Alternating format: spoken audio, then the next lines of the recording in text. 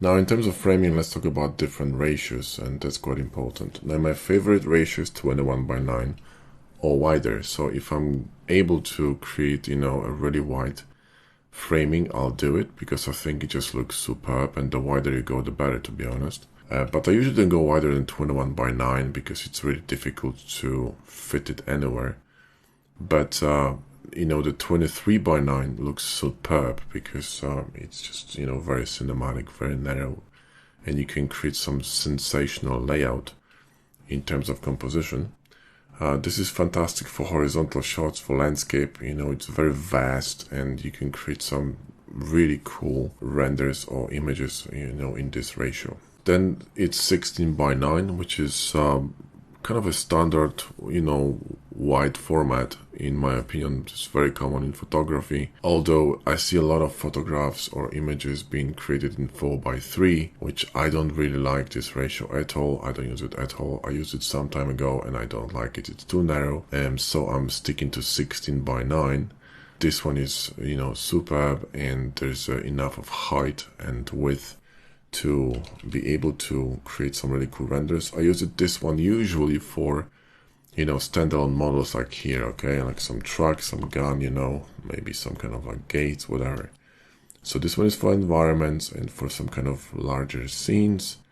This one will be for single or double models, just on a plain background. Then we have tall ratio, which is 16 by 9, but vertically, so 9 by 16.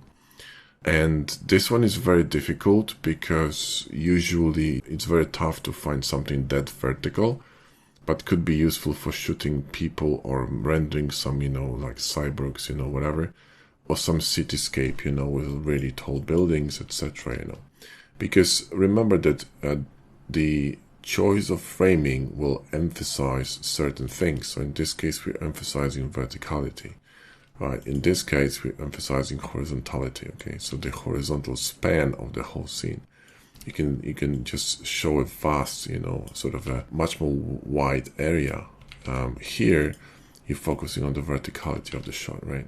This one is a custom ratio. It's kind of between 3 by 4 and 3 by 5. And, you could use custom ratios when you want to, as long as the composition looks pleasing and this is what you want to go for. There's nothing wrong with it. You don't have to stick to standards. But remember that if you want to post it on some kind of media or some websites, they usually kind of follow a framing, and you may end up with some weird cropping. So I would be careful with this. And if you want to go a little bit more wider on a vertical shot, then maybe go 3 by 4, something like that. You can see kind of like custom frame. You can see preset framings in here, or ratios like you got 5 by 7, 4 by 5, and so on and so forth.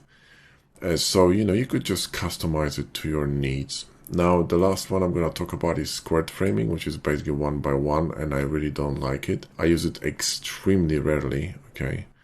And it's a very difficult framing to follow because it's just even, okay? Each of the, the edges are even, right? And it's really difficult to, create an interesting composition that's really good in a 1 by 1 frame. And I just don't like the format because it's very limiting in terms of visuals, okay? I like things to be wide, I like things to be open. So this for me is not something I would advise. Now I know a lot of you guys using this thing for Instacrop, but I would not really recommend it because it's just gonna teach you some bad habits, okay? This is not a good framing, guys, okay? I would really recommend not doing this. So stick to 21 by 9, 16 by 9. This is fine, okay? And kind of vertical ones. So 16 by 9, or go with the regular 4 by 5, okay, something like this. But again, this 4 by 5 is very close to a squared format, so this is why I'm not using this. I very rarely shoot verticals, so I usually shoot horizontals, especially for sci-fi. So that's really not my jam for sci-fi.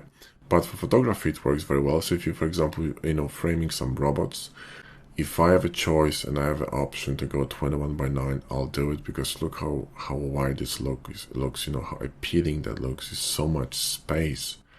It looks very much cinematic. When you're going to cut it to 16 by 9, you just choke in the entire image. However, occasionally, 16 by 9 works. Like for example here, in this case, that's perfect framing for it, right?